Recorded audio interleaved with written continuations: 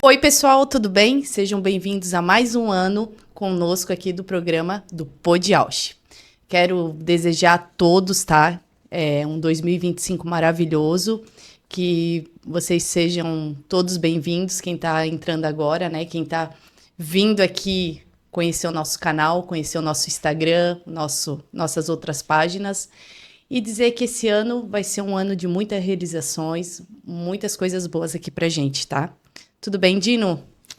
Tudo bem, Gabi, como é que foi de festas? Ah, foi tudo bem, tudo ótimo.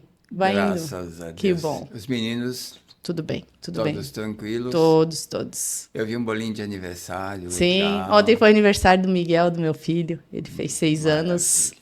Aham. Então vamos lá, gente. Feliz 2025 para todo mundo. É um prazer tê-los conosco novamente aqui neste ano. Temos muitas novidades, estamos arrumando aí uma série de assuntos extremamente interessantes para todos vocês. Conto com vocês e fiquem atentos, porque a gente está aqui justamente para ajudar, para trazer o que interessa, o que importa para você que está em casa, que tem os seus filhos TEA, TDAH, TDAH, etc, etc, etc. Vamos entrar em todos os assuntos, tá? Beleza? Você que está chegando nesse vídeo, né, que não me conhece, eu sou Mariana, eu tenho 3 filhos autistas, 2 de nível 2 de suporte e um de nível 3 de suporte, né, que ele não fala, ele tem algumas limitações, né? Então, através desse podcast, eu quero trazer para vocês a minha experiência como mãe de 3 crianças autistas. Eu venho aqui trazer minha experiência para vocês, né, Dino? Porque toda experiência é válida, né? Não é só experiência, você como mãe também é uma educadora, uma professora, uma cuidadora, uma dona de casa. E eu, como vejo muito nas minhas redes sociais, as postagens que as mães fazem da correria do dia a dia, eu às vezes fico me pensando como é que você dá conta. A gente tem que dar, né, Dino? A gente tem que dar, a gente tem que fazer aquele jogo de cintura, leva para a escola, leva para terapia, leva para o médico, faz isso, faz aquilo. A vida da mãe é a típica, ela é assim, né? Não só da mãe também, da família, né? Um todo. Eu digo porque eu sou mãe solo, né? Como todo mundo já sabe, quem já acompanha a gente, mas quem tá chegando agora, eu sou mãe solo, né? Dos 3, eu tenho uma filha também.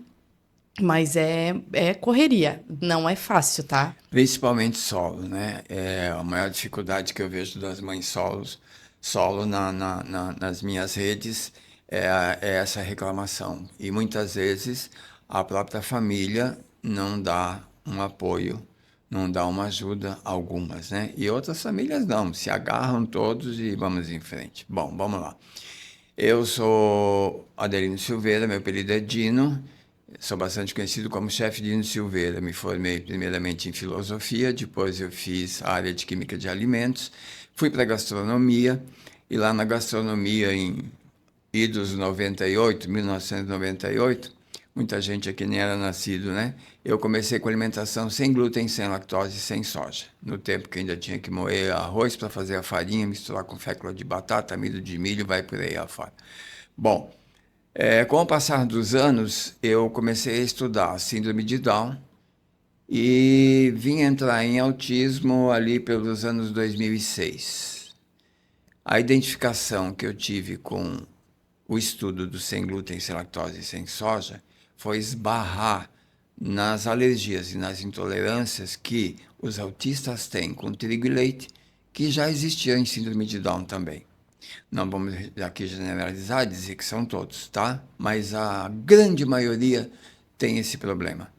Então eu comecei a entrar na área do autismo e comecei a estudar mais, me aprofundar um pouco mais para tentar ajudar os pais no que fosse possível. Já quero pedir para vocês aqui que vocês entrem no nosso canal, se inscrevam lá, tá? Para acompanhar a gente aqui, porque a gente precisa de vocês inscritos para trazer cada vez mais material para vocês. E para iniciar o ano de 2025, Dino, nós vamos trazer os pontos mais importantes do episódio na realidade, né? Um breve resumo que nós vamos fazer, tá? Mas antes disso, eu quero fazer um agradecimento aos nossos patrocinadores. Até trouxe uma colinha aqui para mim não esquecer de nenhum. Eu quero agradecer a Biotech, né, que está com a gente. o Dr. Luigi, a Blumenau Hospitalar, agora a nossa querida Mistura Brasileira também, e a TecMed. Eu quero agradecer todos vocês de coração que estão aqui com a gente, que querem continuar, né? Bom, gente, então eu vou dar início às perguntas. E a gente tá com uma colinha aqui, sabe? Assim como todo. Tava escondido aqui, ali. Mas a minha tá aqui mesmo para todo mundo ver, ó. Tá aqui. Vamos lá. Mas é porque a gente tem que seguir um. Eu quero seguir um roteirozinho mais ou menos, pra gente não se perder lá na frente, tá? Legal. Tô eu com o tá da Mariana, mas tá tudo bem, tá? Mariana, então vamos lá, para começar 2025. Como é que é essa história assim de ser mãe de três? Como é que foi o teu primeiro diagnóstico? O que que você sentiu? Em termos de desafio emocional, quais foram os teus maiores problemas, teu susto? O que que aconteceu contigo quando veio a primeira notícia? Como eu já, né, já iniciei contando ali, eu descobri o diagnóstico do Gabriel com 1 ano para 2 anos. Ele tem TOD, TDAH, né? Ele não fala, ele tem autonomia, ele faz tudo sozinho, mas ele não tem muitas coisas que ele ainda depende de mim, né? Que nem Qual a a gente idade dele disse. hoje? O Gabriel ele tá com 8 anos. Já, com 8 anos. 8 anos. Aí depois veio o Miguel. Miguel fez 6 anos ontem, né? Ele, nível 2 de suporte, ele tem o TOD bem elevado, né? E tem o Gustavo que eu descobri ano passado, né? Que ele tem 10 anos, ele também tem TOD, que isso é, pra mim, mexe muito com o meu mental, assim, porque quando o TOD ele chega, ele põe assim pra abrir as portas e tu querer sair correndo, sabe? Mexe muito com a mente da gente, né? Isso é muito complicado. Que nem eu já falei lá no primeiro episódio, lá quando eu comecei a gravar, né? Eles eles abriram portas para mim, os meus filhos, né? Para mim estar aqui hoje, né? Eles fizeram eu ter o ódio do autismo, mas amar eles, eu amo eles acima de tudo, né? Eu sempre dizia, eu amo meus filhos, mas eu odeio o autismo. Esse Amor de mãe, odeio incondicional. Esse odeio o autismo virou o amor que hoje eu tô aqui para ajudar outras mães, né? Para trazer informação, né? Os profissionais que a gente trouxe, tanto o Dr. Cligel, Larissa, Dr. Luigi, né? Que foram muito essencial para a gente aqui hoje. Quais foram os sinais que te chamaram a atenção? Por exemplo, você percebeu sozinha? A escola ou a creche te ajudou? Alguma amiga te deu um oi, amiga? Como é que foi esse passo? Então, o Gabriel, quando ele nasceu, porque o Gabriel foi o primeiro que eu descobri. O Gabriel, quando ele nasceu, eu já senti que ele era uma criança diferente quando eu peguei ele no meu colo. Que nem eu já comentei, né? Eu sempre senti que o Gabriel, ele tinha alguma coisa que não era igual ao irmão dele mais velho, à irmã dele mais velha. Eu sentia que ele era diferente. E quando ele tinha de 6 meses para 1 ano, ele era uma criança que ele ia para a creche e ele não desenvolvia, ele não engatinhava, ele não sentava, ele ficava o dia inteiro num bebê conforto, na creche, em casa, só deitado. Foi aí onde eu comecei a desconfiar muita coisa e a professora da creche também. Foi aí que a gente foi procurar ajuda e eu fui e consegui o diagnóstico dele, né? Com 1 ano para 2 anos eu consegui, demorou um pouco, né? Aquela época, na verdade não demorou, né, Dina? Aquela época era um pouco mais rápido do que agora. Que agora tu passa por uma triagem, agora é um processo maior, né? Antes era mais fácil, assim, que nem eu disse da outra vez, né? Já o Gustavo eu descobri ano passado, na escola, pelo fato de ele ser uma criança muito, não revoltada. Ele é uma criança muito zangada, muito brabo. Ele não consegue ouvir a palavra não. Ele não consegue lidar com a rejeição, Gustavo. Foi aí que a gente começou a desconfiar que ele poderia ter o autismo. E o Miguel foi na creche pela seletividade alimentar dele e porque ele batia nos amigos na creche. Ele batia muito, ele mordia, ele batia demais. Ele teve um episódio que a professora teve que pegar aqui embaixo na costela dele para ele poder largar a criança porque ele mordia e que ele não soltava mais.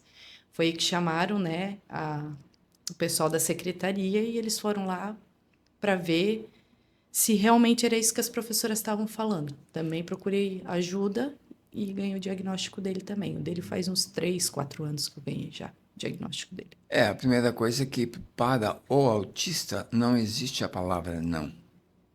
Né? Então, você pode explicar de todas as maneiras, mas o não, ele não processa. Tá? Então, fica aí uma dica para vocês, isso eu aprendi ao longo da minha experiência convivendo com os pais e com a criançada toda, né? Sendo mãe atípica, você encontrou apoio, assim, de outras mães, de redes sociais, de amigos, de família, comunidade, ou não foi nada disso? Foi você sozinha com uma espada na mão, um escudo na outra e vai embora?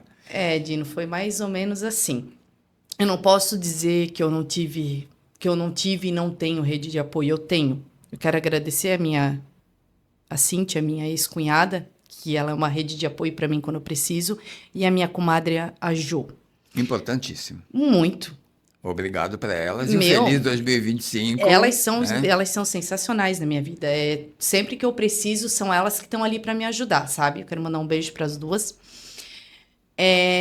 Vamos falar de família. A família apoia. Nem sempre, tá? Nem sempre a família apoia. Que nem aquele dia que o Dr. Luigi esteve aqui, que eu estava falando da saúde mental da gente. Eu acho que uma das coisas que mais mexe, Dino, com a saúde mental de uma mãe solo como eu, é não ter rede de apoio. Principalmente da família, porque eu não tenho rede de apoio da minha família. Minha família me assiste, eles sabem do que eu estou falando, porque eu não tenho. A maioria das mães não tem. Eu vejo, eu leio isso. Que nem eu digo assim, eu tenho que criar para mim poder sair, para mim poder estar aqui, para mim poder fazer alguma coisa, eles têm que estar na escola, eu tenho que montar um teatro, um cenário para mim poder sair. Os pais, cada um, né, com o seu pai, é aquele negócio, cada 15 dias e tudo certo, né? A minha família, que nem eu falei, realmente, não posso contar com a minha família. Não tenho o apoio da minha família. Nunca tive e não vai ser agora que eu tenho. Sempre que nem eu falei, eu tenho das duas madrinhas, né, das crianças, que é a Cíntia e a Jo, que são duas pessoas... E com certeza deve ter alguns amigos aí no meio perdidos também, né?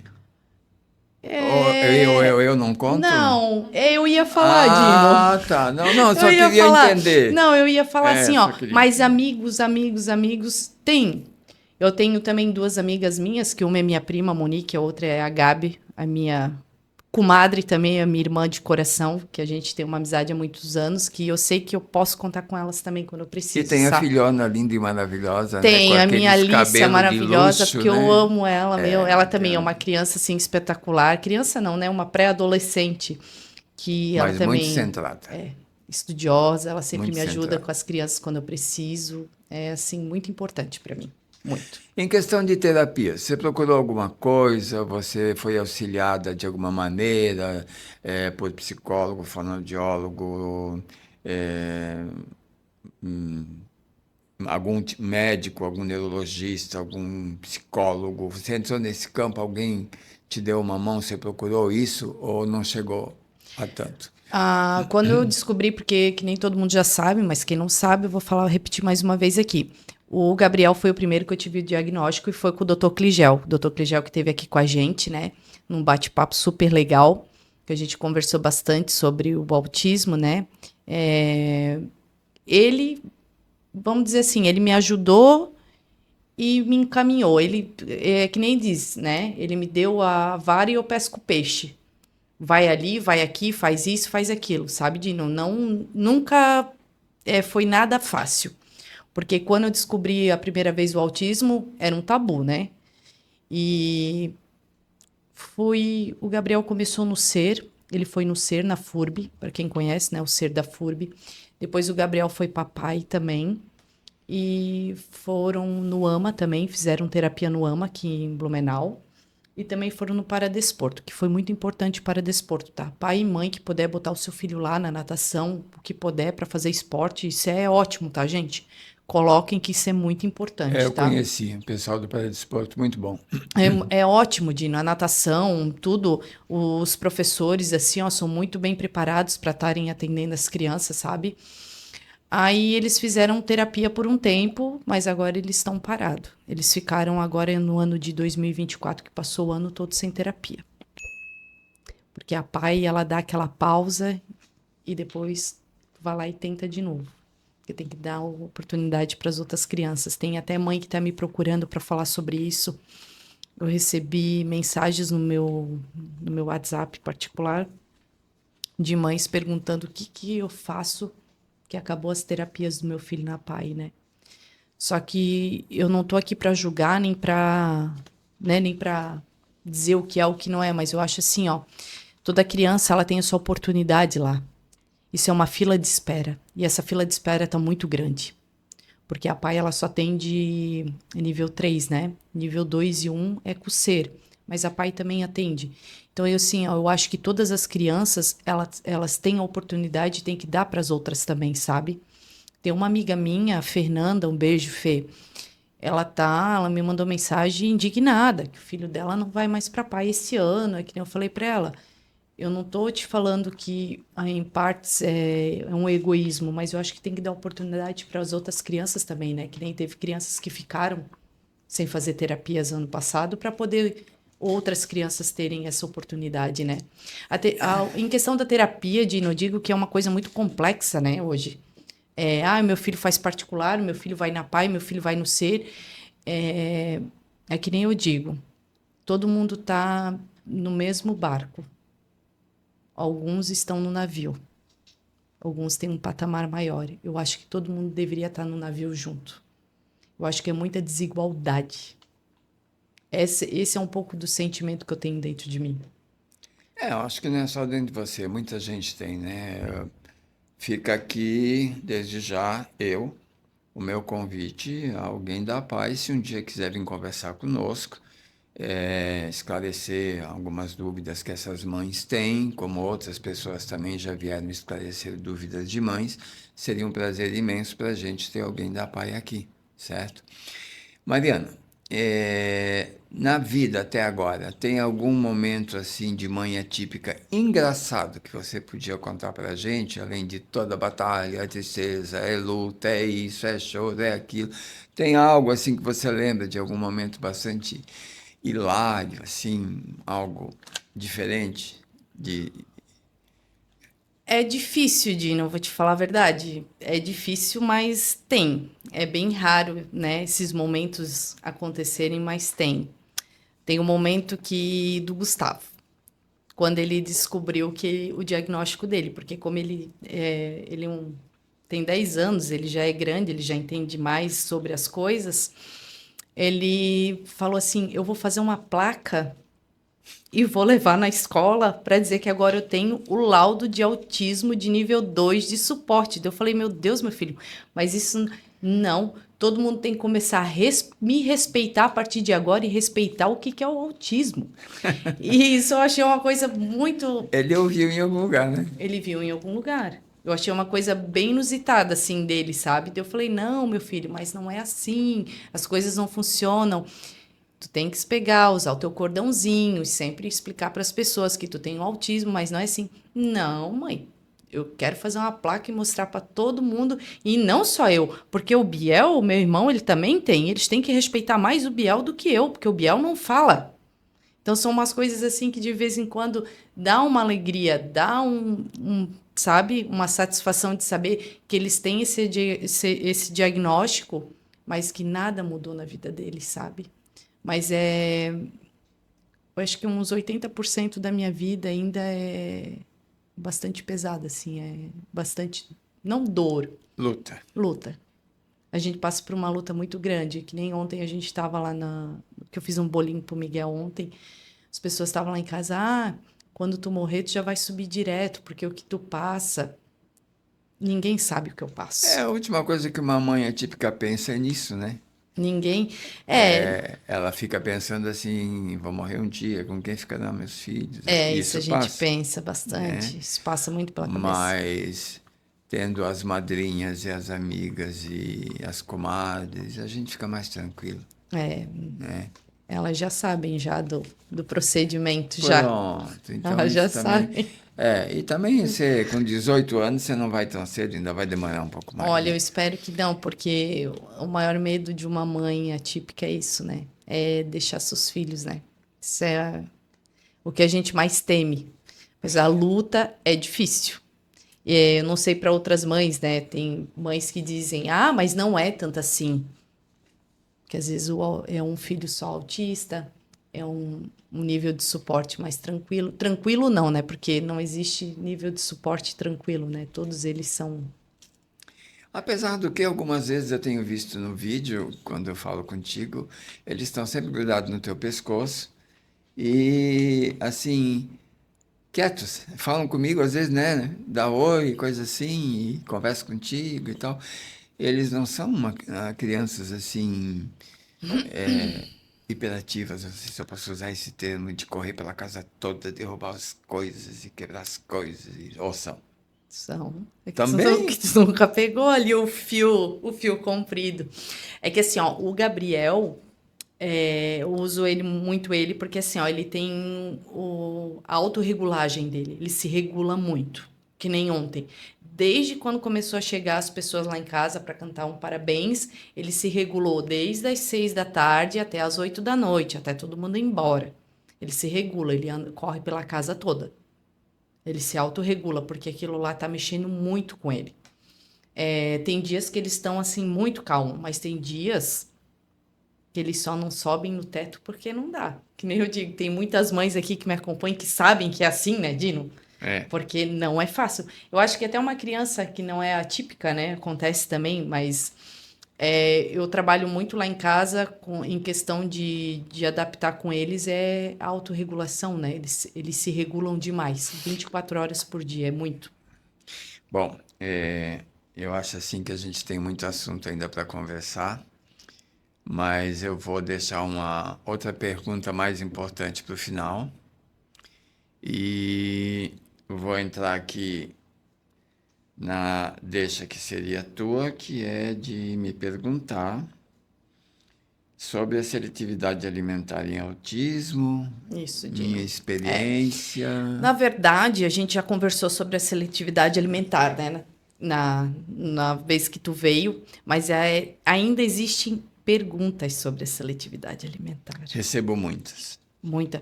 Hoje eu acho que é um dos assuntos mais conversados e falados, pelo que eu andei percebendo, né? Sobre a seletividade alimentar. Que nem eu. Dino, socorro! Tá acontecendo isso aqui em casa, aquilo, me socorre, o que que eu faço? Vou te fazer assim aquele breve resumo da outra vez. Então, assim, existe seletividade alimentar? Sim, existe. Não é só no autismo, não é só em síndrome de Down, é em crianças comuns também. Tem mãe que passa um perrengue danado com aquela história de cebada, cebolinha, quer ver? Tira o tomate, eu não como essa cenoura, eu não como aquilo. Isso também é uma seletividade, tá? O autismo tem relação com seletividade alimentar? Tem, porque eles têm os sentidos extremamente desenvolvidos, principalmente o olfato, o tato e o paladar. A gente pega o que vai comer, a gente sente o odor daquilo e o gosto. Eles sentem muito mais do que nós. Então eu às vezes gravo até alguns vídeos no meu TikTok com relação a isso, explicando algumas coisinhas e dando algumas dicas quando eu posso fazer, que é para que as pessoas entendam como lidar com isso. Não adianta você querer empurrar a criança para comer. Você quer que seu filho coma determinado alimento, você vai todo dia colocando ele na mesa e deixa ali. E os pais a mesma coisa, vão comer o mesmo alimento. Ele vai começar a observar, vai se acostumar com o paladar, com o cheiro, com o tato, com o paladar, e no fim ele vai comer aquele alimento. Não adianta você impor. Se o filho come, por exemplo, tudo que é branco e se recusa a qualquer outra coisa, então você procura juntar tudo que é branco que você acha que ele vai comer. Metade de um ovinho de codorna sem a gema, por exemplo, é branco. Sabe? Algum outro alimento branco que você encontrar em casa ali, um pedacinho de palmito, um pedacinho de sei lá, nabo, couve-flor, repolho, alguma coisa. Você vai colocando, vai juntando para tentar fazer com que ele coma. Não adianta você impor. Tem que comer. Não, isso não vai Eu funcionar. acho que uma das piores situações que eu vejo hoje nos pais é empurrar, né, Dino? É, Come, come. Eu tô fazendo isso que tu me ensinou, tá? Ele comeu ovo cozido, tá? É? Comeu. Progrediu. Comeu. Ele não comeu a gema, ele comeu a clara. Geralmente eles comem só a clara. É igual a minha filha, ela só come a É, clara, a gema ela não come. é. Então, ela tava lá em casa, ela pediu pra mim um ovo cozido, então eu pensei, eu vou cozinhar um pro Gabriel pra ver. Ele viu ela comendo, viu que não tinha a gema, ele comeu tudo a clara e pediu mais um, tá? E agora eu tô fazendo Albumina, assim. né? Faz bem, pode Nossa, dar. Não tem não, é problema muito nenhum. bom assim. É, bom, a importância da rotina alimentar para a criança, eu já conversei aqui, tá? Como é que os pais podem iniciar esse processo em casa? Repetição. Ah, eu botei uma vez o arroz, o feijão e a carne, a coisa ele não comeu, eu não boto mais. Não, repita na terça, repita na quarta, repita na quinta, repita na sexta. Repetição. Ele pode nem tocar naquele prato, ele pode comer o que ele está habituado a comer. Mas aquele prato vai estar do lado dele todos os dias, em pequenas porções. O arroz, o feijão, o ovinho, ou a carne, ou o frango, o legume, vai estar todo dia ali. Até que ele se habitue que todo mundo está comendo aquilo, ele vai comer também. Ele vai iniciar a provar e vai iniciar a comer também. Isso vocês podem ter certeza, tá? Vai acontecer. Nós temos, já falamos sobre aqui, ó, alergia e intolerância dentro da seletividade alimentar também, tá? Alergia, eu posso ter alergia, por exemplo, ao glúten. Mas eu consigo comer, por exemplo, uma fatiazinha de bolo e ele não me fazer mal, sem eu ter que tomar nenhum tipo de medicamento atrás, tá? Intolerância, a pessoa não pode passar nem na frente da padaria para não ver o trigo. E isso entra também na seletividade alimentar. Eu sempre peço aos pais, tirem glúten e tirem leite, principalmente. E procure usar produtos naturais. O mais natural possível, o mais orgânico possível, desempacotando menos, gente, e descascando mais. Fazendo aquela comidinha caseira, aquela comidinha pura, aquela comidinha boa, tá? Que aí o seu filho vai se acostumar devagarzinho a introduzir esse tipo de alimento. Diga lá, moça. Ah, eu quero te fazer uma pergunta aqui, que eu tenho aqui. Uma coisa que eu observei na nossa primeira conversa ali, sobre o grupo sanguíneo, Dino. Isso me chamou muita atenção, É, sobre o grupo sanguíneo. o grupo sanguíneo é legal, muito bom. Tem muita gente que bate de frente, tá? Mas você vai ver aí bastante médico especialista lidando com isso. Eu, quando fiz esse curso, saí impressionado, porque eu consegui muito progresso com isso, a partir do que o sangue do tipo A pode comer ou que não pode, do tipo O, do tipo B, enfim, né? Fazendo o cardápio dentro daquilo e retirando os elementos ruins, deixando apenas os elementos bons. E a gente conseguiu muito progresso nesse campo, tá? Um progresso assim estrondoso, tanto em questão de saúde, até para pessoas adultas, tá? Para quem tem algum tipo de doença que precisa de tratamento, e você começa a limpar o teu sangue dos elementos ruins que você consome, que você não... Dou um exemplo aqui, por exemplo, o sangue O é um sangue carnívoro, ele é ancestral. Ele é um sangue da idade da pedra, da caça. Ele tem que comer carne, ele tem que comer proteína, ele não... porque ele produz muito suco gástrico. E aí é onde dá o problema, às vezes, de intestino, fígado, estômago. O cara de sangue O quer ser vegano, não acho uma boa ideia. O sangue A, por exemplo, ele não tolera leite, queijo, derivados de leite e mais uma série de coisas, inclusive o glúten. Tá? Então, isso tudo, você tirando e se tratando por aí, você vai ter uma melhora significativa. Eu sou um exemplo disso, como eu já disse em outra ocasião, numa gravação nossa. Eu fui um garoto que carreguei psoríase no corpo por 20 anos. quando eu descobri que eu tinha que fazer essa seletividade alimentar por tipo sanguíneo, eu tô com 26 anos que eu não tenho mais. E eu era feio, era horrível. E eu passei por vários médicos em Blumenau. Na época não se tinha muito o que fazer, né? E eu acho que até hoje ainda, não sei se tem alguma coisa no campo da medicina, mas a alimentação é isso. Nós temos, eu costumo dizer, brincando, dois cérebros, né? O intestino e o cérebro, né? Tem ligação os dois. Então você é o que você come, o que você bebe, o que você cheira, a música que você ouve, o que você dorme. Se é por aí, a tua saúde é por aí. Isso é muito importante, né, Dino? A gente sempre fala da seletividade, porque isso é uma coisa que mexe muito. Esse assunto sobre o sangue O, eu já percebi isso, porque eu sou O, né? E eu não consigo ficar sem carne. Eu já tentei parar de comer carne, tá? Eu já tentei.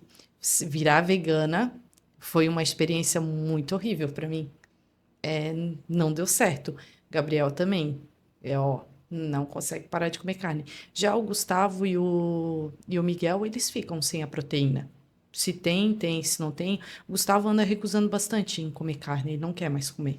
Ele só quer o arroz e o feijão, sabe? Isso tá me chamando muita atenção de uns dias pra cá. Ele não quer mais comer carne, sabe? Ai, mãe, não, só arroz e feijão, o macarrão e o molho, tá bom, eu não quero, sabe? Já eu e o Gabriel, eu não consigo sentar na mesa sem comer uma carne, sem uma proteína. Não dá pra mim.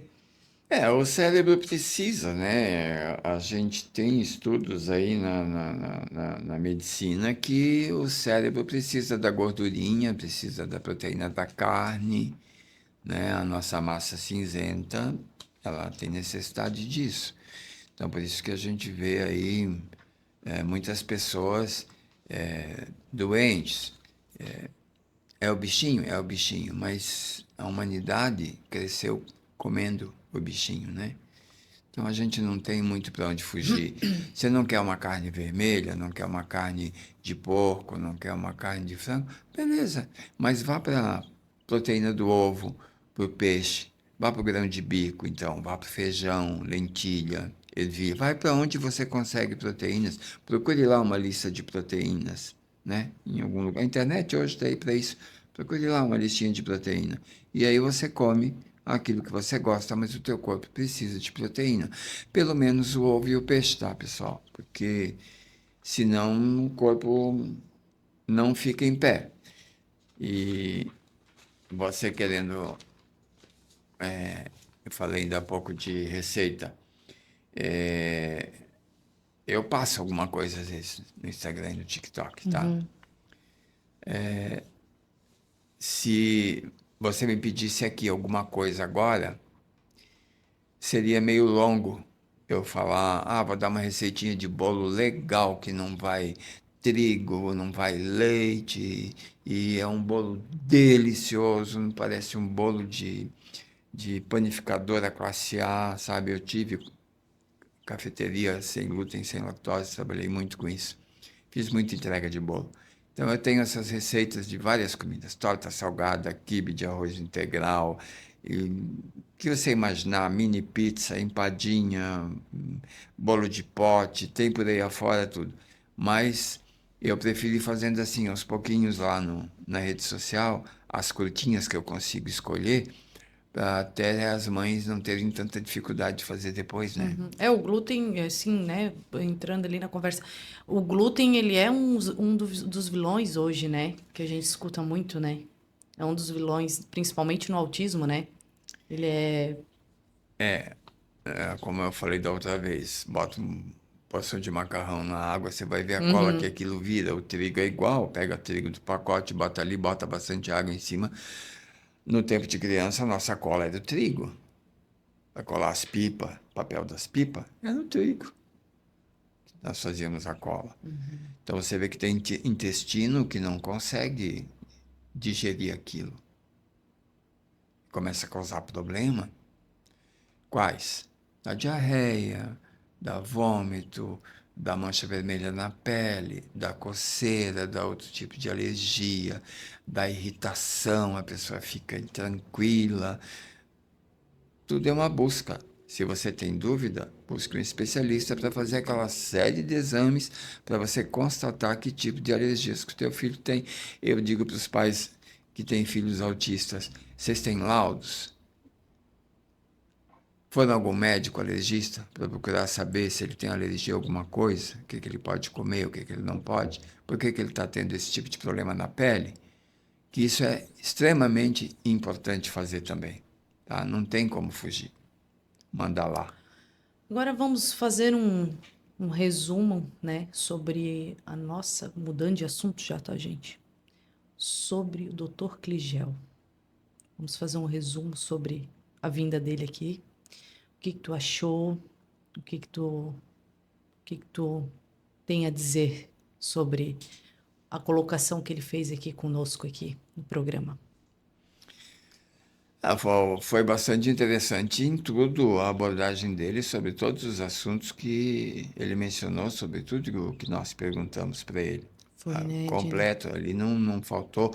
Eu acho, no meu modo de entender, que não teve mãe que não entendeu alguma coisa e não tirou alguma dúvida que ela tinha guardado e não sabia como procurar, porque de repente ela não poderia nem procurar um especialista como ele, digamos assim, porque a gente sabe que tem mães que não têm condições para isso, financeiras, né? Como eu recebi mães de vários lugares dos estados do Brasil falando sobre a entrevista que nós tivemos com ele. Então a gente sabe que é importante, a gente sabe que futuramente a gente tem que trazê-lo de volta aqui para ele dar mais esclarecimentos. Eu estou coletando todas as perguntas das mães. Não é fácil porque tem muito seguidor na minha rede social, então eu tiro um tempo, 2, 3 horas só para fazer isso. Eu estou com um caderninho lá escrevendo tudo quanto é pergunta. Essas perguntas são para esse profissional, essas perguntas são para aquele profissional.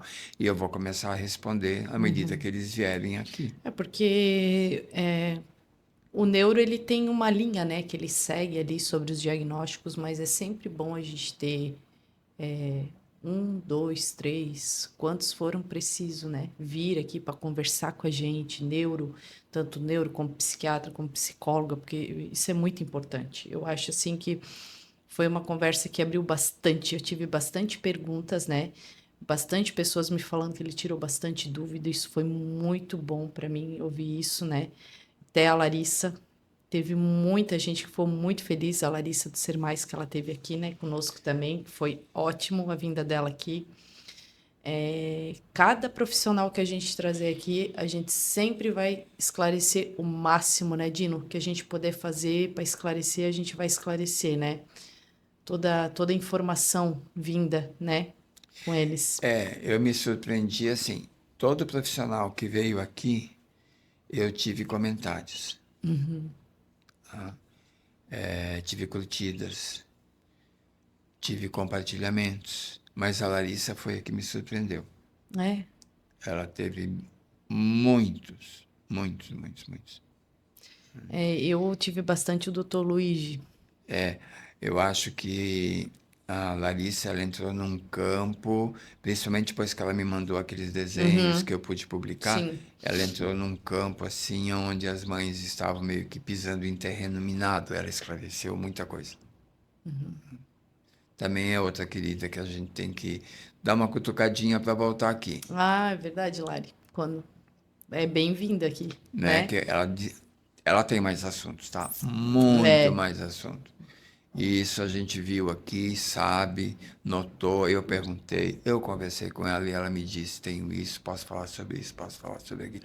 Então é interessante, a gente vai repetir aí, vai trazer a presença dela aqui, porque tem assunto ainda para tocar. Manda. e para mim todos os episódios foram maravilhosos, né? Não Mas tem o que o falar. episódio que mais mexeu comigo, tu sabes que eu já falei pra ti sobre isso, foi do Dr. Luiz. Sim, porque foi a tua primeira Porque ida lá, né? foi como é que é? O Dr. Luiz, assim, foi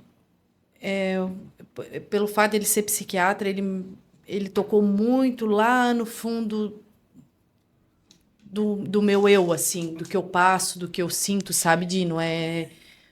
Foi muita E coisa, assim, que mexeu comigo, que eu não tinha algumas respostas, eu acabei tendo aqui, sabe? Então, todos foram maravilhosos, mas o que mais marcou para mim aqui foi o Dr. Luigi.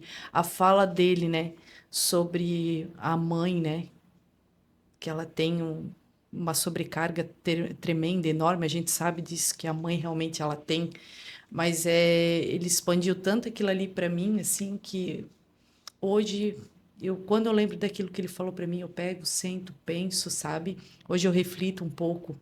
Eu parei de me cobrar tanto que nem eu me cobrava, sabe? A gente tem que tentar seguir a não se cobrar, né? A ter um pouco de. E tanto um quanto o outro, a gente tendo entrado no assunto medicamentos, eles souberam o que explicar, É, né? E souberam distinguir uma coisa de outra, porque para um dá, o outro não dá, um faz bem, outro faz mal. É, nesse campo, eles tiraram muitas dúvidas. Eu tenho o retorno das mães nisso daí, entendeu? Então, é interessante demais. E até hoje falam da tal da risperidona, agora vocês têm mais assuntos sobre risperidona, porque o isso dá sono, assunto do aquilo não dá momento sono. maior é a respiridona, né, Dino? E a gente mesmo trazendo alguém que falasse sobre risperidona ainda não foi o suficiente para esclarecer mais sobre esse medicamento, né? A gente tem que trazer de novo para a gente botar só esse assunto. Não só da risperidona, mas da Ritalina, do canabidiol também, né? Que foi um assunto assim que teve mães que ficaram assustadas sobre o que o Dr. Cligel falou sobre o canabidiol. Até eu, com THC ali, ele falando ali, uma coisa Para que, né? alguns deu certo, está dando resultado, É, para alguns está legal, para outros já não. E eu sempre costumo dizer assim: vejam a fonte de onde vem isso. É muito importante, né? A fonte. E ler o que está escrito e o seu médico te orientar para aquilo, né? Não adianta. A gente vê propaganda na internet, em vários sites aí, né? Compre canabidiol, parará, tem tanto disso, tanto daquilo. Nosso preço é isso, facilita. Eu não sei como eles conseguem fazer, enfim, não me interessa. Mas é seu médico que vai dizer sim ou não. É a palavra final, última, é a dele. E a gente também vai tocar nesse assunto de novo. Porque tem mães dizendo, meu médico receitou, mas para o meu filho não deu certo, penso. né? Então, vamos, vamos continuar batendo em cima disso. E principalmente, esse ano de 2025, trazer famílias atípicas para conversarem conosco Ai, e com uhum. vocês, É, entendeu? Porque vocês vão começar a ter em casa a vivência dessas famílias e comparar com a vivência de vocês, as experiências do dia a dia. Como é, como dorme, como come, que remédio, como é a aula, como a creche, como é isso. Então, essa experiência que Mariana e eu temos a intenção de, neste ano também, trazer para vocês. Porque é importante. Não, não é que o profissional não seja importante, mas a família que está vivendo a situação, é importante passar a experiência para vocês que estão em casa, que também vivem a mesma a situação. gente quer trabalhar aqui com os profissionais, né, Dino? Mas a gente quer trabalhar, que nem você falou, mais com as famílias, né? Esse foi o meu objetivo, um dos meus objetivos do Podiaust foi esse. É trabalhar com as famílias, trazer pai, mãe, vó, tia, quem do ciclo familiar, né? Até o adolescente, a criança autista, a gente está vendo isso aí também ainda, vai ser bem legal, né, Dino? A gente está com umas ideias bem boas aí, né? Para estar vindo aqui para a gente estar conversando sobre isso, porque é muito importante. O profissional, ele é importante, mas eu quero trazer um número maior aqui de famílias, para a gente estar falando das vivências, trocando as experiências, que isso é muito bom para a gente, né? Isso é fundamental para uma família. Isso é muito importante. É teu também, mas vou tocar nesse assunto aqui. Você mora em condomínio. Como é que você lida com questões sensoriais, questões de olfato, barulho, carro chegando, gente subindo, salto 15 andando lá em cima, no telhado? Eu posso te dizer que hoje eles se acostumaram, vamos dizer. não tem mais tanto, como é que eu posso dizer? Não tem mais tanta Surpresa. surpresa para eles. Aquele Hoje, elemento surpresa. hoje eles já sabem lidar mais com as emoções deles, sabe? É, o Gustavo, ele tem a sensibilidade, né? No ouvido dele, ele usa abafador. Para ele é um pouco mais complicado. Mas o Miguel e o Gabriel, eles já conseguem lidar. Quando eles sabem que a situação pode vir a acontecer, é mais tranquilo. Mas quem mora em apartamento não é fácil, tá, Dino? Porque assim, com autista, tu sabe como é que é, autorregulagem Eu e perguntei justamente pula. por causa do tal do... Uma das coisas, né, bastante faladas aí, gente, é o eloping, né, a fuga. Eu imaginei lá em cima o cara tá dando uma festa de arromba com aquelas caixas de som insuportáveis, que eu sei como é.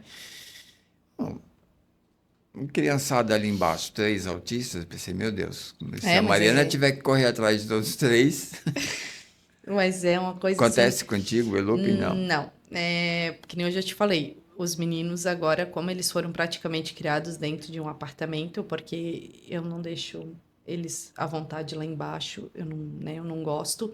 Eles passam a maior parte do tempo dentro do apartamento. E, no entanto, eles nem gostam de sair.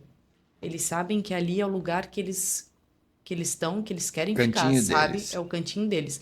Quando acontece, porque assim, ó, eu não faço reclamação, é muito raro isso acontecer, mas tem de mim, porque os filhos da Mariana pulam até não sei que hora.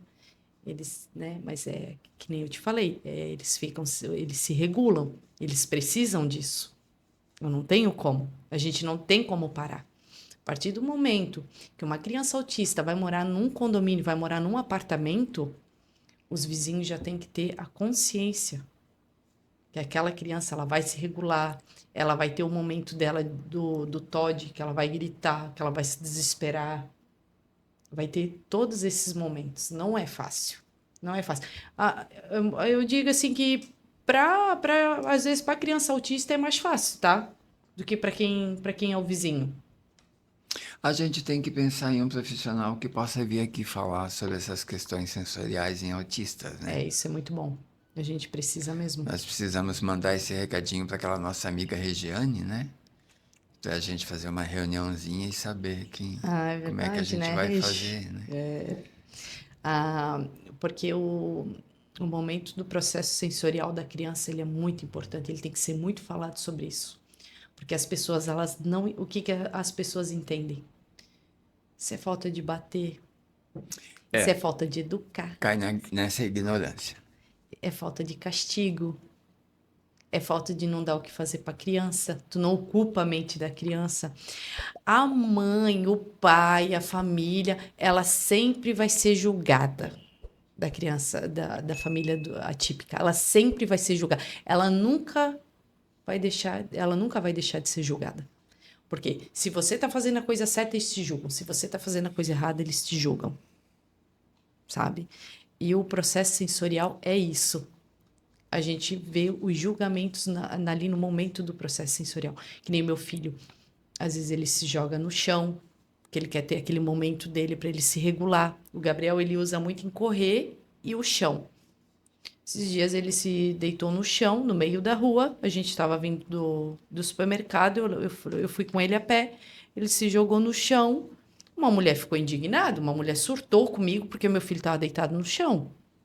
Ele está ali no momento dele. Ele está tendo uma crise dele. Ele está tendo um processo sensorial. E ele precisa se regular. Vamos parar, gente, de julgar as pessoas sem saber o que está acontecendo, que isso é o que mais acontece. Parem, gente. Parem. Prestar atenção naquela criança que está chorando, esperneando, gritando, não é birra muitas vezes, tá? Muitas vezes não é birra. E não é falta de, como disse uma senhora, achar de cinta ao molho de chinelo, porque não é esse o caminho. O caminho é você, então, ser mais humano e gentil, chegar para aquela mãe delicadamente perguntar: a senhora precisa de ajuda? Posso lhe ajudar em alguma coisa? Né? Do que passar pela mãe e dizer: tá aí, ó, isso aqui dá, não dá educação para o filho. e não saber o que está acontecendo, né? Ai, Dino, estamos chegando ao final, né, já do nosso 7º episódio. E isso foi muito importante que a gente falou agora no final sobre esse processo, né, de transtorno sensorial. Nós falamos de todos os profissionais, mas teve uma em questão, a Mari, que me deixou também assim feliz e surpreso pela condição dela de falar, Sim, sobre né? O conhecimento que ela Tem. tem, a vivência, aquela bagagem toda que ela traz até hoje, que a gente vê que ela realmente veio da raiz. Porque para ser PAP hoje é complicado, né, Dino? Que nem ela comentou que ela foi PAP na escola, né? Cuidava de crianças autistas. Ela passou por altos e baixos, né? E hoje ela tá com o consultório dela em casa, com a clínica dela, né? Ela atende as crianças. Eu acho que é dos mais desafiadores para mim, é fazer o que ela faz. Porque é um jogo de cintura, é tudo junto. Tu acaba sendo médico, tu acaba sendo psicólogo, tu acaba sendo neuropsicopedagoga, como ela é, tu acaba sendo tudo, né, Dino? É bem pesado. E como ela disse, e não é só entregar o filho para ela que o filho vai sair bem e curado, né? Não. Os pais em casa têm que continuar o É. trabalho. Tá? Isso é super importante. Não adianta você entregar seu filho para o neuro, achar que o neuro vai dar jeito, e em casa você vai ficar bela e feliz. Não, o trabalho vai continuar em casa e Vai. talvez muito mais pesado do que o neuro iniciou, assim, com o psicólogo, com o fonoaudiólogo, com a creche, com a professora, com aquele professor de apoio. Você tem que continuar em casa, toda a família, não é só eles não, tá? Eles são responsáveis para te dar o primeiro passo, para te ajudar nos primeiros passos, para te acompanhar nesses passos, tá? Mas não para ser responsáveis e, como muita gente diz, em curar o teu filho. Não é por aí a coisa.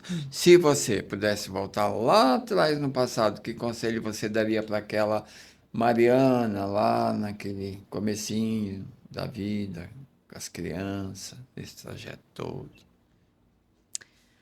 Eu acho que eu não mudaria nada, Dino. Eu não mudaria nada. Eu acho que se Deus me capacitou para ser mãe atípica, que nem todo mundo fala, né? Deus não dá o fardo maior que a gente não possa carregar, mas eu não acho que isso seja um fardo para mim. Eu acho que eu não mudaria nada. Eu mudaria, eu acho, um pouco em relação a querer estudar mais, querer saber um pouco mais. Porque eu acho que eu pequei muito nisso. Porque no começo, eu nunca falei isso, eu vou falar agora rápido e breve. Eu achava que o autismo tinha cura. Porque há 10 anos atrás, vamos levar pelo lado da idade do teu filho, não tinha tanta Não, literatura e não, informação não. sobre isso. Para mim, aquilo ali era só uma coisa momentânea até uns 10, 9 anos e ele ia se curar. Era uma coisa que nem eu digo, era uma coisa que eu nunca estudei, eu nunca corri atrás, eu nunca quis saber. Isso seria a única coisa que eu mudava, porque hoje eu tô atrasada. Eu tô atrasada em muitas coisas, mas eu não mudaria em nada na minha maternidade atípica. Eu amo ser mãe deles. É como eu já falei, eu tenho uma relação de amor e ódio pelo autismo. Eu amo os meus filhos, mas esse ódio que eu tinha do autismo, eu trouxe aqui pra gente. Eu trouxe para passar para as famílias. Eu trouxe para mim aprender, para mim ser outra pessoa. Hoje eu sou muito mais feliz com o que eu faço, com o que eu trago aqui. Porque, desculpa, ele, o autismo foi uma coisa que eu não queria para minha vida, mas chegou. E hoje eu tô aqui. E foi por intermédio desse, está sendo por intermédio desse nosso podcast que a gente está tentando ajudar mães como a Mariana, que nesse momento em casa estão sentindo exatamente o que ela sentiu no coração, né? E informação é extremamente necessário, é preciso. Corram atrás. Tá? Eu sei que tem mãe que não sabe ler, mas que senta com a sobrinha lê tudo aquilo para a mãe e a mãe então se capacita. É por aí, gente, a gente tem que estudar. É como aquela frase que a Mariana sempre diz no final do programa. Para cuidar é preciso conhecer. E sintam-se todas abraçadas, tá? O autismo tá aí e a gente vai lutar. Um beijo, gente. Obrigada, tá? Um abraço a todos.